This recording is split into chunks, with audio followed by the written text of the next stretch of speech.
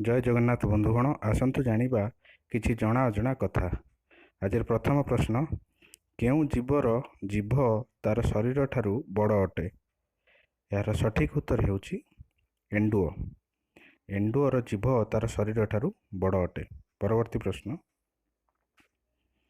କେଉଁ ଜୀବର 32ଟି ମସ୍ତିଷ୍କ ଅଛି?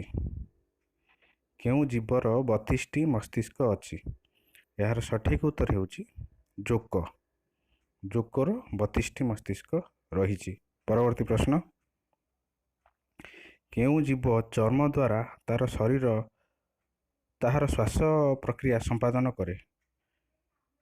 ଏହାର ସଠିକ୍ ଉତ୍ତର ହେଉଛି ଉଭୟ ବେଙ୍ଗ ଓ ଜିଆ। ବେଙ୍ଗ ଉଭୟ ଫୁସ୍ଫୁସ୍ ଓ ଚର୍ମ ଦ୍ୱାରା ଶ୍ୱାସ ପ୍ରକ୍ରିୟା ସମ୍ପାଦନ କରେ। ପରବର୍ତ୍ତୀ ପ୍ରଶ୍ନ, କେଉଁ ମାଛ ପାଣିରେ ପହଁରିବା ସହିତ ମାଟିରେ ଚାଲିପାରେ? ଏହାର ସଠିକ୍ ଉତ୍ତର ହେଉଛି ଗାର୍ନାଇ ମାଛ। ଚିତ୍ରଟିରେ ଦେଖୁଛନ୍ତି, ତାହା ହେଲା ଗାର୍ନାଇ ମାଛ। କେଉଁ ଜୀବ ଉଚ୍ଚା ସ୍ୱରରେ ଶବ୍ଦ କରିପାରେ? ଏହାର ସଠିକ୍ ଉତ୍ତର ହେଉଛି ସାମୁଦ୍ରିକ ସ୍ପର୍ମ ହ୍ୱେଲ୍ ମାଛ। ଏହା ସମୁଦ୍ର ଭିତରେ 236 ଡେସିବେଲ୍ ବେଗରେ ଶବ୍ଦ କରିପାରେ। ପରବର୍ତ୍ତୀ ପ୍ରଶ୍ନ, କେଉଁ କୁକୁରର ଗନ୍ଧ ବାରିବାର କ୍ଷମତା ସବୁଠାରୁ ଅଧିକ? ଏହାର ସଠିକ୍ ଉତ୍ତର ହେଉଛି ବ୍ଲଡ୍ ହାଉଣ୍ଡ କୁକୁର। ଚିତ୍ରଟିରେ ଦେଖୁଛନ୍ତି, ବ୍ଲଡ୍ ହାଉଣ୍ଡ କୁକୁର। ପରବର୍ତ୍ତୀ ପ୍ରଶ୍ନ, ପ୍ରଜାପତିର କେତୋଟି ଗୋଡ଼ ଅଛି? ପ୍ରଜାପତିର କେତୋଟି ଗୋଡ଼ ଅଛି? ଏହାର ସଠିକ୍ ଉତ୍ତର ହେଉଛି ପ୍ରଜାପତିର 6ଟି ଗୋଡ଼ ରହିଛି। ପରବର୍ତ୍ତୀ ପ୍ରଶ୍ନ, ବୁଢ଼ିଆଣୀର କେତୋଟି ଗୋଡ଼ ଅଛି? ପ୍ରଶ୍ନଟି ଆଉଥରେ ଶୁଣି ରଖନ୍ତୁ, ବୁଢ଼ିଆଣୀର କେତୋଟି ଗୋଡ଼ ଅଛି? ଏହାର ସଠିକ୍ ଉତ୍ତର ହେଉଛି 8ଟି ଗୋଡ଼ ରହିଛି। ପରବର୍ତ୍ତୀ ପ୍ରଶ୍ନ, ଗାଈ ପରି ଅନ୍ୟ କେଉଁ ଜୀବର 4ଟି ପାକସ୍ଥଳୀ ଅଛି? ଏହାର ସଠିକ୍ ଉତ୍ତର ହେଉଛି ଜିରାଫ। ଲମ୍ବା ବେକ ଥିବା ପ୍ରାଣୀଟିର ନାମ ହେଉଛି ଜିରାଫ। ପରବର୍ତ୍ତୀ ପ୍ରଶ୍ନ, କେଉଁ ଜୀବର 5 ଯୋଡ଼ା ଆଖି ଅଛି? କେଉଁ ଜୀବର 5 ଯୋଡ଼ା ଆଖି ଅଛି? ଏହାର ସଠିକ୍ ଉତ୍ତର ହେଉଛି ଜୋକ। ଜୋକର 5 ଯୋଡ଼ା ଆଖି ଅଛି। ପରବର୍ତ୍ତୀ ପ୍ରଶ୍ନ, ଗାଈର କେତୋଟି ପାକସ୍ଥଳୀ ଅଛି?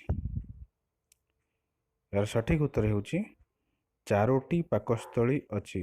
ଗାଈର 4ଟି ପାକସ୍ଥଳୀ ରହିଛି। ପରବର୍ତ୍ତୀ ପ୍ରଶ୍ନ,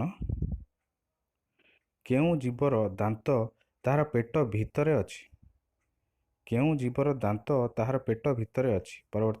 ଏହାର ସଠିକ୍ ଉତ୍ତର ହେଉଛି ସାମୁଦ୍ରିକ ବଡ଼ ଚିଙ୍ଗୁଡ଼ି। ଚିତ୍ରଟିରେ ଦେଖୁଛନ୍ତି, ସାମୁଦ୍ରିକ ବଡ଼ ଚିଙ୍ଗୁଡ଼ି। 5ଟି ଆଖି ଥିବା ଜୀବଟିର ନାମ କ'ଣ? ଏହାର ସଠିକ୍ ମହୁମାଛି। ମହୁମାଛିର 5ଟି ଆଖି ଅଛି। ପରବର୍ତ୍ତୀ ପ୍ରଶ୍ନ, କେଉଁ ଜୀବଟିର 300ଟି ଦାନ୍ତ ଅଛି? 300ଟି ଦାନ୍ତ ଥିବା ଜୀବଟିର ନାମ କ'ଣ? ଏହାର ଉତ୍ତର ହେଉଛି ଜୋକ। ଜୋକର 300ଟି ଦାନ୍ତ ଅଛି। ପରବର୍ତ୍ତୀ ପ୍ରଶ୍ନ, ଦୀର୍ଘ ସମୟ ମନେ ରଖିପାରୁଥିବା ଜୀବଟିର ନାମ କ'ଣ? କୌଣସି ଜିନିଷ ବା ବିଷୟବସ୍ତୁ ମନେ ରଖିପାରୁଥିବା ଜୀବଟିର ନାମ ହେଲା ଡଲଫିନ୍। ଏହା 20 ବର୍ଷ ପର୍ଯ୍ୟନ୍ତ ପୁରୁଣା କଥାକୁ ମନେ ରଖିପାରେ। ପରବର୍ତ୍ତୀ ପ୍ରଶ୍ନ, ସ୍ୱଳ୍ପ ସମୟ ବଞ୍ଚୁଥିବା ଜୀବଟିର ନାମ କ'ଣ? ଅତି ଅଳ୍ପ ସମୟ ବଞ୍ଚୁଥିବା ଜୀବଟିର ନାମ ହେଲା ମେ ଫ୍ଲାଏ, ଏକ ଛୋଟ ଜୀବ। ଏହା ମାତ୍ର 24 ଘଣ୍ଟା ପର୍ଯ୍ୟନ୍ତ ବଞ୍ଚିପାରେ। ପରବର୍ତ୍ତୀ ପ୍ରଶ୍ନ, କେଉଁ ପକ୍ଷୀ 2 ବର୍ଷରେ ଥରେ ଅଣ୍ଡା ଦିଏ? ଏହାର ସଠିକ୍ ଉତ୍ତର ହେଉଛି ଆଲବାଟ୍ରୋସ୍ ବା ଏକ ବଡ଼ ସାମୁଦ୍ରିକ ଚଢ଼େଇ। ଏହା 2 ବର୍ଷରେ ଥରେ ଅଣ୍ଡା ଦିଏ। ପରବର୍ତ୍ତୀ ପ୍ରଶ୍ନ, ସ୍ଥଳ ଭାଗରେ ତୀବ୍ର ବେଗରେ ଦୌଡ଼ି ପାରୁଥିବା ପଶୁଟିର ନାମ କ'ଣ? ଏହାର ସଠିକ୍ ଉତ୍ତର ହେଉଛି ଚିତାବାଘ। ଏହାର ଘଣ୍ଟା ପ୍ରତି ବେଗ 120 କିଲୋମିଟର ଅଟେ। ପରବର୍ତ୍ତୀ ପ୍ରଶ୍ନ, ଜଳ ଭାଗରେ ତୀବ୍ର ବେଗରେ ପହଁରି ପାରୁଥିବା ଜଳ ଜୀବଟିର ନାମ କ'ଣ? ଏହାର ସଠିକ୍ ଉତ୍ତର ହେଉଛି ସିଲ୍ ମାଛ।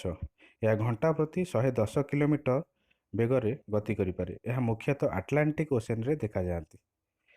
କେଉଁ ଜୀବର ହୃଦୟ ତାହାର ମସ୍ତିଷ୍କରେ ଅଛି? ଏହାର ସଠିକ୍ ଉତ୍ତର ହେଉଛି ଚିଙ୍ଗୁଡ଼ି ମାଛ। ଚିଙ୍ଗୁଡ଼ି ମାଛର ମସ୍ତିଷ୍କ ଓ ହୃଦୟ ତାର ମସ୍ତିଷ୍କ ଭିତରେ ଅଛି। ପରବର୍ତ୍ତୀ ପ୍ରଶ୍ନ, କେଉଁ ପକ୍ଷୀ ସମୁଦ୍ର ପୃଷ୍ଠରୁ ବହୁତ ଉପରେ ଉଡ଼ିପାରେ? ଏହାର ସଠିକ୍ ଉତ୍ତର ହେଉଛି ଅଲବାଟ୍ରସ୍, ଏକ ବଡ଼ ସାମୁଦ୍ରିକ ଚଢ଼େଇ। ତାହା ସମୁଦ୍ର ପୃଷ୍ଠରୁ ବହୁତ ଉପରେ ଉଡ଼ିପାରେ। ପରବର୍ତ୍ତୀ ପ୍ରଶ୍ନ, ସବୁଠାରୁ ତୀବ୍ର ବେଗରେ ଉଡ଼ିପାରୁଥିବା ପକ୍ଷୀର ନାମ କ'ଣ? ଏହାର ସଠିକ୍ ଉତ୍ତର ହେଉଛି ବାଜପକ୍ଷୀ ବା ଇଂଲିଶରେ ପେରିଗ୍ରିନ୍ ଫାଲକନ୍। ଏହା ଘଣ୍ଟା ପ୍ରତି 399 କିମି ବେଗରେ ଉଡ଼ିପାରେ। ଉଭୟ ପଶୁ ପକ୍ଷୀମାନଙ୍କ ଭିତରେ ଏହା